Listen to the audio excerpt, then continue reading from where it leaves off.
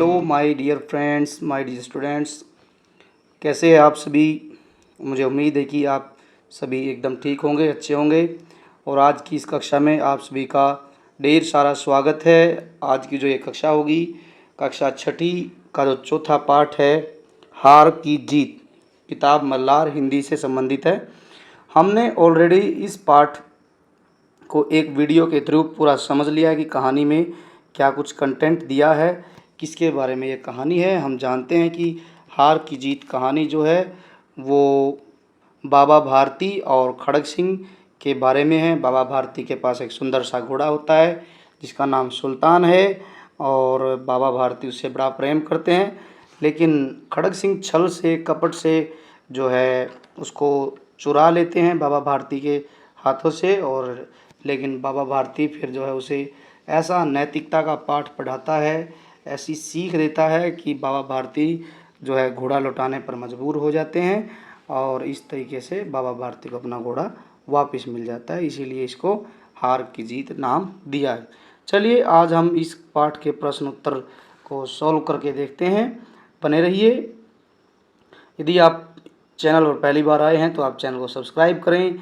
Video को यदि अच्छी लगी है तो आप इसको लाइक भी करें और अपना कमेंट भी लिखें कि आप वीडियो को कौन सी जगह से देख रहे हैं। तो देखिए, ये है बाबा भारती और ये है इनका घोड़ा सुल्तान। सुल्तान बड़ा ही बाका, सुंदर, बलवान, बड़ा ही तेज फुर्तीला घोड़ा है।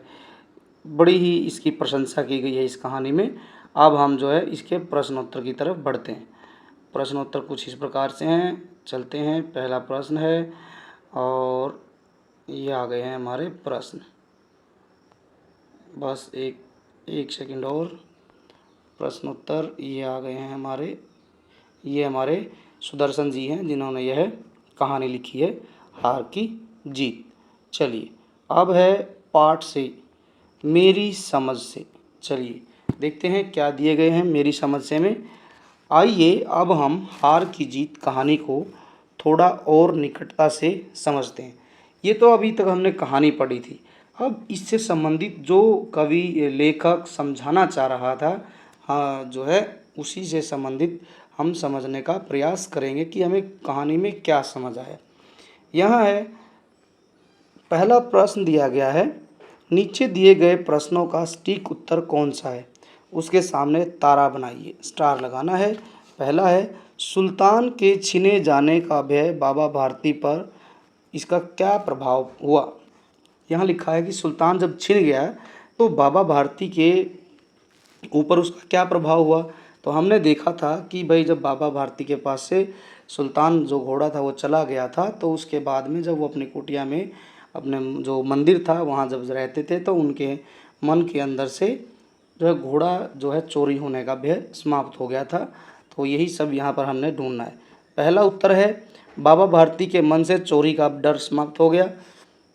बाबा भारती ने गरीबों की सहायता करना बंद कर दिया। बाबा भारती ने द्वार बंद करना छोड़ दिया। बाबा भारती असावधान हो गए। तो यहाँ पर जो सही उत्तर होगा वो ये होगा कि बाबा भारती के मन से चोरी का डर समाप्त हो गया। क्यों ये ऐसा लिखा गया है, क्यों मेरा ये उत्तर होगा, क्योंकि यदि हमारे पास भी कोई ऐसी चीज़ है जो बड़ी मूल्यवान है, बड़ी ही जो कीमती चीज़ है, और उसके बारे में जब हमें कोई थ्रेट देता है, धमकी देता है, और उसके बाद वो खो जाती है, तो फिर जब कोई चीज़ चली ही गई तो उसके बारे में फिर हमारे मन में डर समाप्त हो जाता है। तो यही बाबा भारती के मन में भी हुआ कि वे बाबा भारती जो है घोड़े को खो चुके थे, और जब घोड़ा खो चला गया, लुट गया घोड़ा, तो वे किस बात का शोक संताप करते, इसीलिए उन्होंने चोरी का डर निकाल दिया अपने मन से। बाबा भारती भी मनुष्य ही थे। इस कथन के समर्थन में लेखक ने कौन सा तर्क दिया है। मतलब क्या है कि बाबा भारती मनुष्य ही थे। तो यहाँ हम इसका उत्तर ढूंढने की कोशिश करेंगे कि बाबा भारती ने डाकू को घमंड से घोड़ा दिखाया। बाबा भारती घोड़े की प्रशंसा सुनने के लिए व्याकुल थे। बाबा भारती घोड़े से अधिक लगाव और मोह था। बाबा भारती हर पल घोड़े की रखवाली करते थे। इसका उत्तर हो जाएगा बाबा भारती भी मनुष्य ही थे। इसका मतलब है कि बाबा भारती भले ही संत बन गए थे, दुनियादारी से मोह उठ गया था, लेकिन वो थे तो इंसान ही, इसका मतलब ये है कि जिस तरीके से अन्य दूसरे मनुष्यों के मन में, लोगों के मन में अपनी प्रशंसा या अपने किसी भी काम की प्रशंसा जो है सुनना अच्छा लगता है, वैसे ही बाबा भारती भी जो है घोड़े की प्रशंसा सुनने के लिए जो है व्याकुल रहते थे। व्याकुल मतलब बेचैन, क्योंकि उनके पास जो घोड़ा था वो बड़ा ही सुंदर था, बलवान था, हवा से बात करता था जब दौड़ता था। तो जब ऐसा घोड़ा हो तो वो दूसरों के मन मतलब मुंह से अपने घोड़े की प्रशंसा सुनना पसंद करते हैं। यदि आपके पास भी कोई ऐसी चीज़ है तो आप भी ऐसा ही करेंगे जैसा बाबा भारती करते हैं। तो इसका बी उत्तर हो जाएगा, बाबा भारती घोड़े की प्रशंसा सुनने के लिए व्याकुल रहते थे। अब अपने मित्रों के साथ चर्चा कीजिए कि आपने ये उत्तर क्यों चुने। हमने बता ही दिया है, पहले का उत्तर हो गया, बाबा भारती का घोड़ा खो चुका था तो इसलिए उनके मन से भय निकल गया था। दूसरा है कि भाई दूसरों की तरह से बाबा भारती भी प्रशंसा जो है घोड़े की प्रशंसा सुनना पसंद करते थे। तो चलिए अब हम आगे अगले प्रश्न की तरफ बढ़ते हैं। क्या दिया गया है? शीर्षक। शीर्षक के बारे में है। शीर्षक मतलब टाइटल, जो इसको हम इंग्लिश में टाइटल कहेंगे कि भाई शीर्षक क्या दिया है। आपने अभी जो कहानी पढ़ी इसका नाम सुदर्शन ने हार की जीत रखा है। सुदर्शन कौन? जो इस कहानी का राइटर है, लेखक है। अपने समूह में चर्चा करके लिखिए कि उन्होंने इस कहानी को यह नाम क्यों दिया होगा। अपने उत्तर का कारण भी लिखिए। यहाँ इस प्रश्न का मूल उद्देश्य ये है कि भाई जो कवि है, लेखक है, लेखक जो है उसने इस कहानी को लिखने के बाद इस कहानी का नाम हार की जीत क्यों रखा। तो यदि हम देखते हैं तो जो है खड़ग सिंह ने बाबा भारती का घोड़ा चुरा लिया था। चुराने के बाद जो है जब वो जाने लगा तो बाबा भारती ने उसको ऐसा नैतिक मूल्य पढ़ाया, सच्चाई का ऐसा पाठ पढ़ाया कि जो है खड़ग सिंह की आंखें खुल गई और उसको अपनी गलती का एहसास हो गया और जो है उसने घोड़ा लौटा दिया। तो यूँ कहें कि भाई जो है इस तरीके से जो है अच्छाई की तो जीत हो गई और जो है बुराई थी जो उसकी हार हो गई है। तो इसीलिए यहाँ पर कविता का नाम, कहानी का नाम हार की जीत रखा गया। तो इसका उत्तर क्या होगा? तो हम लिखेंगे खड़ग सिंह ने बाबा भारती का जो घोड़ा चुरा लिया था, किंतु बाबा भारती ने खड़ग सिंह को जो है सच्चाई का, ठीक है, और नैतिक मूल्यों की ऐसी सीख दी कि जिससे खड़ग सिंह का जो है हृदय परिवर्तित हो गया और खड़ग सिंह घोड़ा वापस लौटाने पर मजबूर हो गया। वास्तव में यह अच्छाई की जीत है और बुराई की हार हुई है, इसलिए कहानी का नाम हार की जीत रखा गया है। तो ये हमारा सही उत्तर होगा। अब यहाँ लिखा है कि यदि आपको इस कहानी को कोई अन्य नाम देना हो तो आप क्या नाम देंगे? आपने यह नाम क्यों सोचा यह भी बताइए। तो मैंने आप लोगों को अभी ही बता दिया है।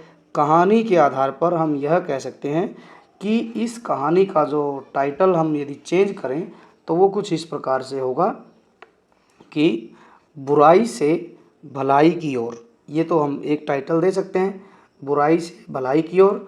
और दूसरा यदि हमें शीर्षक चुनना है तो वो ये होगा बुराई पर अच्छाई की जीत। तो हम दो जो है इसके शीर्षक चुन सकते हैं।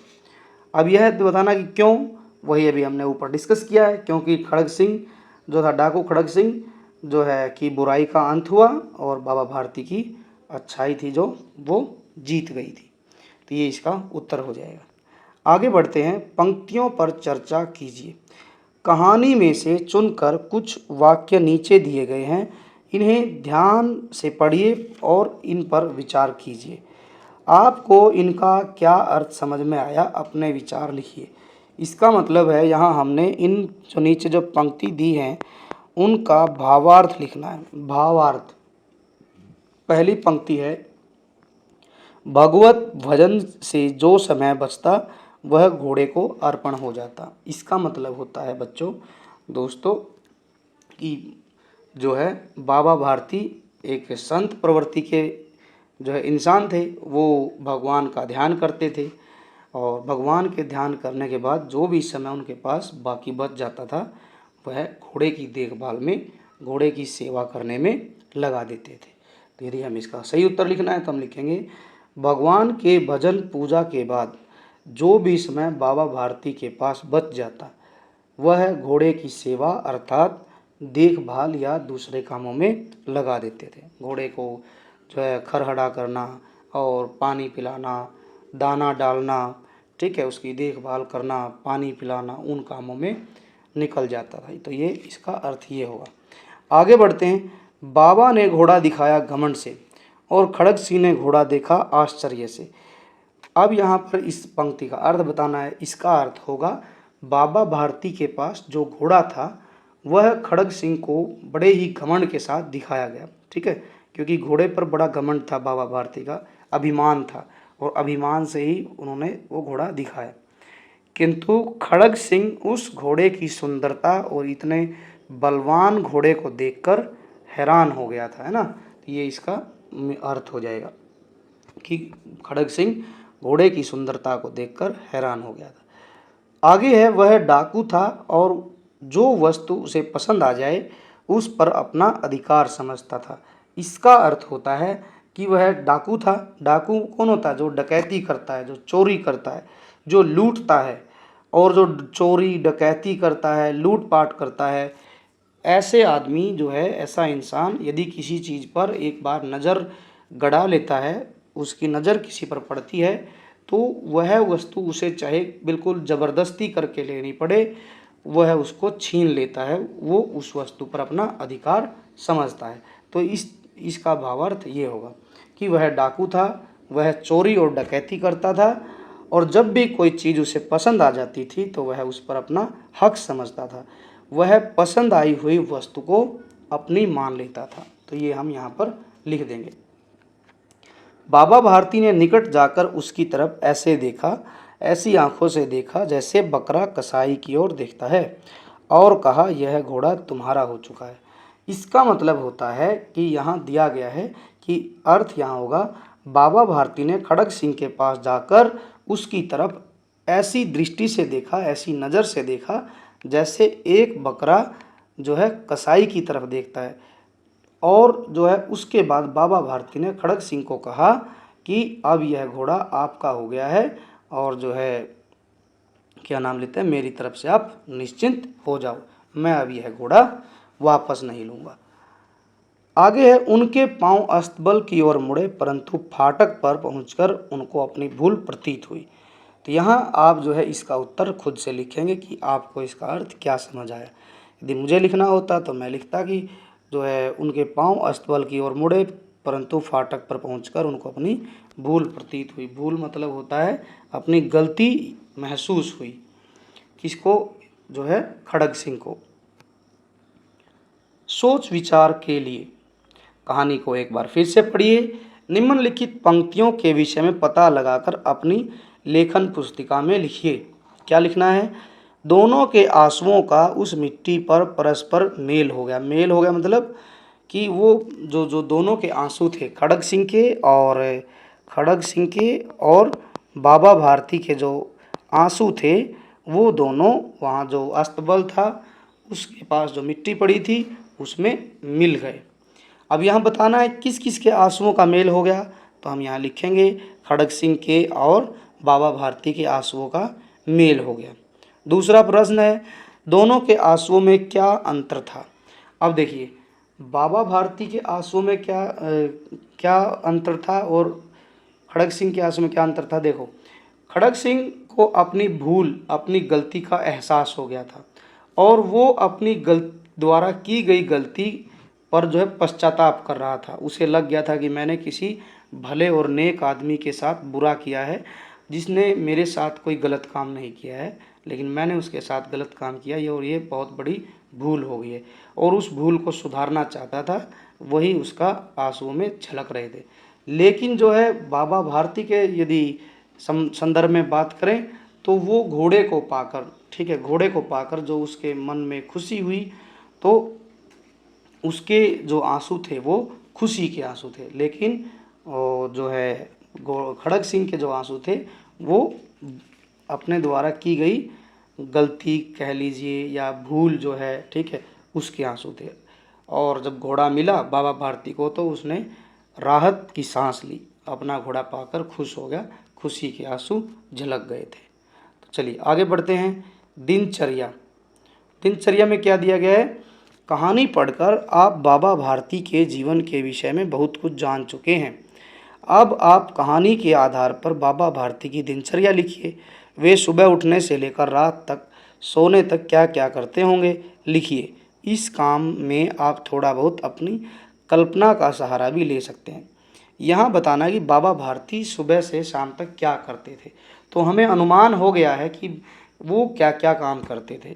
हम उसमें लिख सकते हैं कि सुबह के समय, जैसे हम लोग हैं, आप सभी बच्चे हैं, हम लोग सुबह उठते हैं, बाबा भारती भी सुबह उठते थे, सुबह जल्दी उठते थे। फिर क्या करते थे? भगवत जो है भजन करते थे, भगवान का भजन करते थे, ईश्वर की साधना में लीन रहते थे। उसके बाद में हम लिख सकते हैं कि जो है घोड़े की देखभाल करते थे। और उसके बाद यदि लिखना है तो संध्या के समय जो है सुल्तान पर चढ़कर 8-10 मील का चक्कर भी लगाते थे। और इस तरीके से हम 4-5 बातें हम लिख सकते हैं। पहली हो जाएगी सुबह शाम, सुबह के समय जो है जल्दी उठते थे। फिर हम लिख सकते हैं भगवान का भजन करते थे। दोपहर के समय घोड़े को खरहरा करते थे, दाना खिलाते थे। और शाम की यदि बात करें तो शाम के समय सुल्तान पर चढ़कर 8-10 मील का चक्कर लगाते थे। ये उनकी दिनचर्या थी। दिनचर्या का मतलब होता है डेली रूटीन था। अगला प्रश्न है, अब आप अपनी दिनचर्या लिखिए। दिनचर्या मतलब जैसे बाबा भारती सुबह से शाम तक अपना दिन व्यतीत करते थे, बिताते थे, आप अपना दिन किस तरीके से बिताते हैं वो आपने लिखना है। जैसे हम लिख सकते हैं, आप लिख सकते हैं कि मैं सुबह जल्दी उठता हूँ, मंजन करता हूँ, नहाता धोता हूँ, कपड़े पहनता हूँ, विद्यालय के लिए तैयार होता हूँ, उसके बाद विद्यालय जाता हूँ, वापिस आता हूँ पढ़ने के बाद मैं घर पर आकर थोड़ा सोता हूँ, हल्का फुल्का भोजन करता हूँ, शाम के समय खेलने जाता हूँ, रात को पढ़ता हूँ और सो जाता हूँ। ये सब आप लिख सकते हैं। कहानी की रचना। कहानी की रचना में क्या दिया गया है? इस कहानी की कौन कौन सी बातें आपको पसंद आई, आपस में चर्चा कीजिए। आप जो है अपने दोस्तों के साथ मिलकर एक 2-3 ग्रुप बनाएंगे, समूह बनाएंगे, और आपको इस कहानी में कौन कौन सी बातें अच्छी लगी वो आप जो है अपने दोस्तों के साथ जो है डिस्कस करेंगे। यदि मुझे 1-2 बात यदि कही जाए तो मुझे घोड़ा की जो सुंदरता थी वो पसंद आई। और बाबा भारती के संदर्भ में यदि मुझे लिखना है तो हम बाबा भारती से बहुत कुछ सीख सकते हैं। संत थे और जो है ज्ञानी थे, और ज्ञानी और संत होने के बावजूद वो बड़े ही जो है विनम्र स्वभाव के थे, ठीक है। और उन्होंने एक डाकू, एक चोर, लुटेरे का एक छोटी सी घटना से ही पूरा जीवन बदल दिया। ये हमारे लिए बड़ी बात है, हृदय परिवर्तन कर दिया। ये सबसे बड़ी बात है इस पाठ की। कोई भी कहानी पाठक को तभी पसंद आती है जब उसे अच्छी तरह से लिखा जाए। इसका मतलब है दोस्तों, बच्चों, कि कोई भी कहानी जो होगी वो तभी समझ में आएगी, अच्छी लगेगी, मन पर कोई एक छाप छोड़ेगी, जब लिखने वाले ने उसके एक एक शब्द को, एक एक वाक्य को अच्छी तरह से बुना हो। बुनने का मतलब है कि एक शब्द का दूसरे शब्द के साथ बहुत अच्छा जुड़ाव हो। लेखक कहानी को तभी अच्छी तरह से लिखने के लिए अनेक बातों का ध्यान रखता है, जैसे शब्दों का ध्यान रखता है, वाक्य रचना, और जो है पात्रों के बीच जो किया गया संवाद है उन सभी का बहुत ध्यान रखता है। इस कहानी में आए हुए संवादों के विषय में अपने विचार लिखिए। तो आप जो भी आपको इस कहानी में संवाद पसंद आया उसके बारे में आप लिखें। यदि मुझे लिखना होता तो मैं लिखता कि किसी भी विशेष संवाद पर चर्चा करनी होती तो मैं यहाँ पर लिखता, जब खड़ग सिंह जो है खड़ग सिंह जब बाबा भारती के जो कुटिया में आता है ना, वहाँ जो उनके बीच में संवाद होता है वो मुझे सबसे प्रिय लगा, सबसे ज़्यादा प्यारा लगा है। क्योंकि वहाँ पर बाबा भारती बिल्कुल घमंड के साथ, अकड़ के साथ खड़े हैं, और खड़ग सिंह जो है घोड़े की सुंदरता को देखकर मंत्रमुग्ध हो गया है। और उसके मन में ये चाह है कि जो संत महात्मा लोग होते हैं वो तो दुनियादारी से मुक्त होते हैं, उनको किसी चीज़ से मोह नहीं होता। लेकिन बाबा भारती एक ऐसे पात्र हैं जिनको सब चीज़ों से मोह खत्म हो गया, लेकिन घोड़े पर जो है, घोड़े में उनकी जान बसती है, उस चीज़ से वो प्रभावित थे। और वो सोचते थे कि ऐसा घोड़ा तो मेरे पास होना चाहिए। आगे बढ़ते हैं। मुहावरे कहानी से, मुहावरे कहानी से। अब यहाँ बात की गई है कहानी से चुनकर कुछ मुहावरे नीचे दिए गए हैं। जैसे लट्टू होना, है ना, लट्टू होना का मतलब होता है मंत्र मुग्ध होना। हृदय पर सांप लौटना, इसका मतलब होता है किसी चीज़ को देखकर खुद जो है जलन महसूस करना। जैसे घोड़े की सुंदरता को देखकर खड़ग सिंह के हृदय पर सांप लौट गया। फूले न समाना, फूले न समाना का मतलब होता है बहुत खुश होना। ठीक है, इसका अर्थ यदि ये है तो वाक्य हम बनाएंगे तो हम ये लिखेंगे, बाबा भारती जो है सुल्तान की प्रशंसा सुनकर फूले न समाए। मुंह मोड़ लेना, मुंह मोड़ लेना का मतलब होता है नाराज होना। ठीक है, तो हम यहाँ लिख सकते हैं क्या नाम लेते हैं, बाबा भारती के संदर्भ में भी लिख सकते हैं और अपने निजी जीवन से संबंधित भी लिख सकते हैं। ठीक है, कि मुंह मोड़ लिया। ठीक है, मुख खिल जाना, मुख खिल जाना का मतलब होता है ज़्यादा खुशी में मानना, मनाना। ठीक है, प्रसन्न हो जाना। न्योछावर कर देना मतलब होता है कि सब कुछ जो है लुटा देना।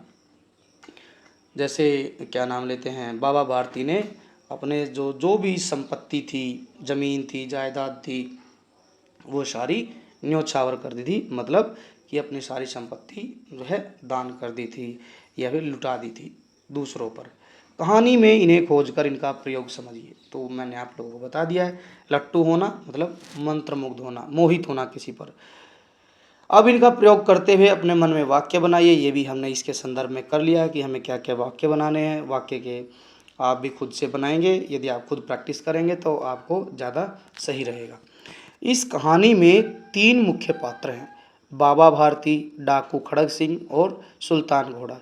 इनके गुणों को बताने वाले शब्दों से दिए गए शब्द चित्रों को पूरा कीजिए। यहाँ पर बताना है कि जो पात्र हैं, कहानी 3 ही पात्रों के इर्द गिर्द घूमती है, बाबा भारती, खड़ग सिंह और सुल्तान।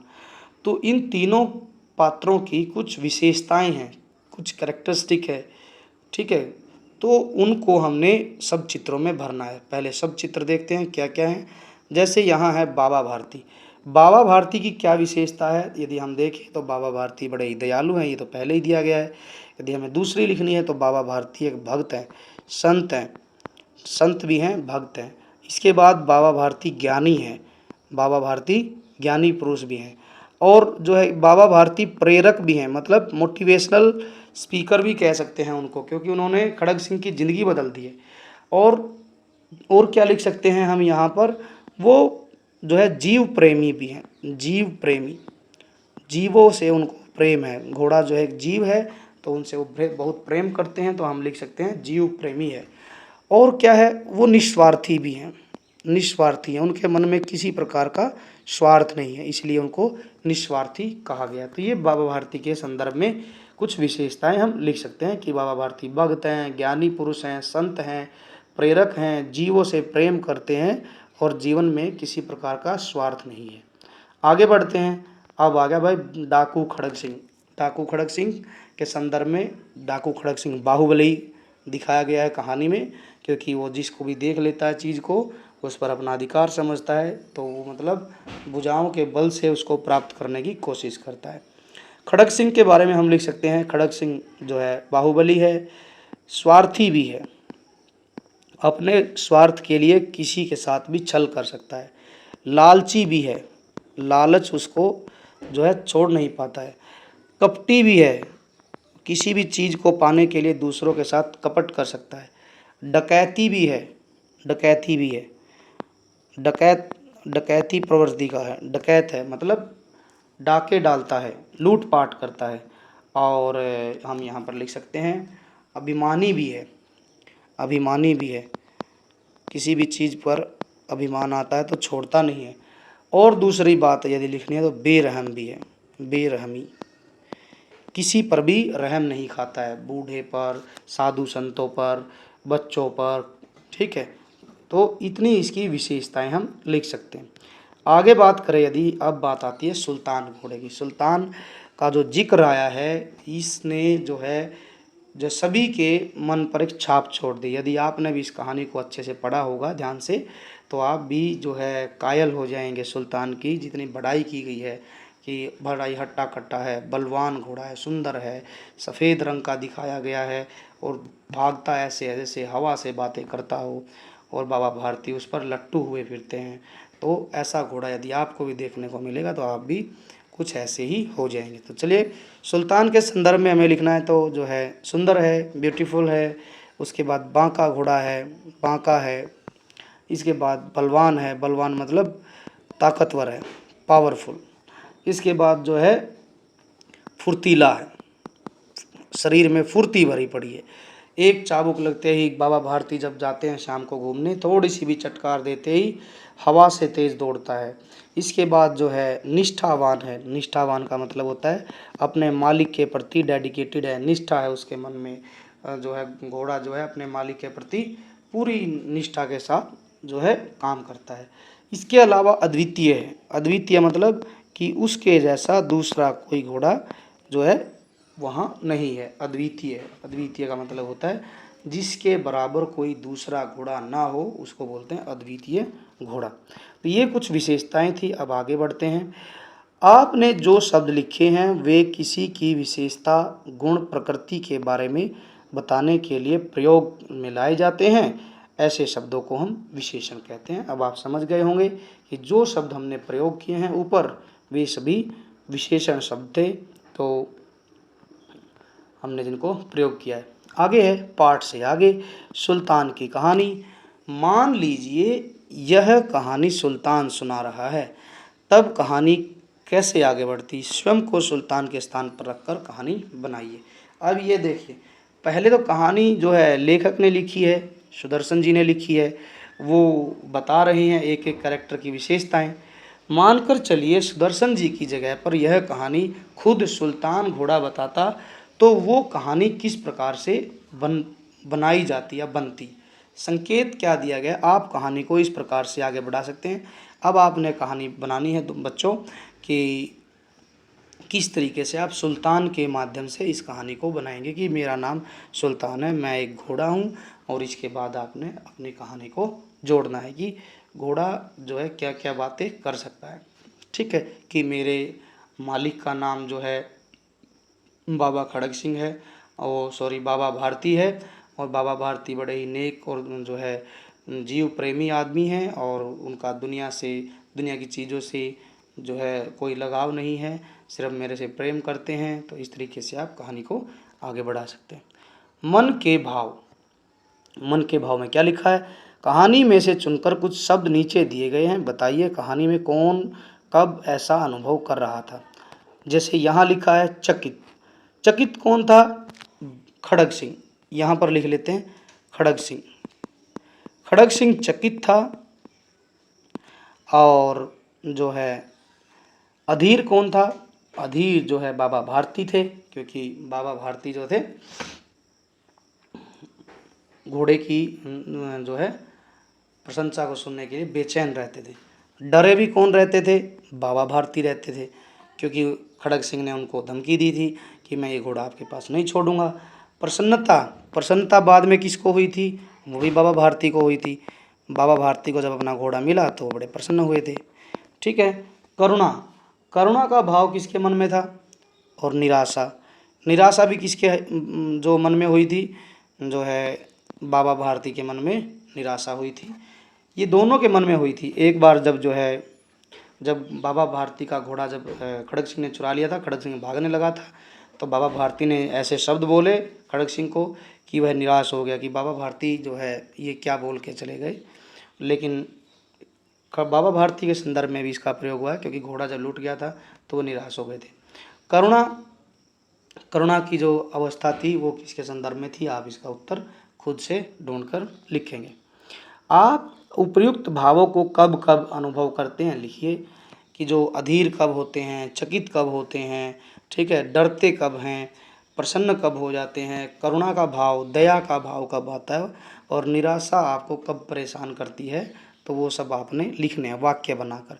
आप उपयुक्त वाक्यों का कब कब अनुभव करते हैं?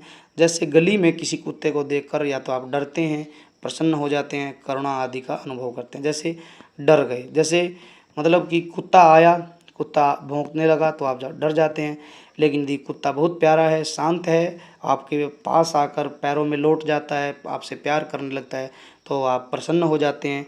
करुणा का मतलब होता है कि मान के चलिए वो कुत्ता जो है घायल है या फिर भूखा है, प्यासा है, चिल्ला रहा है, तो आप जो है उसके प्रति दया भाव रखेंगे।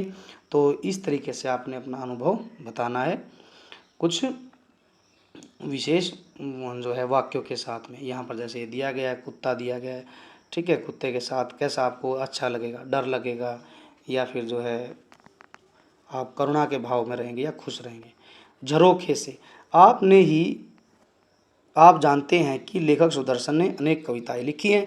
आइए उनकी लिखी कविता को पढ़ते हैं। वह चली हवा।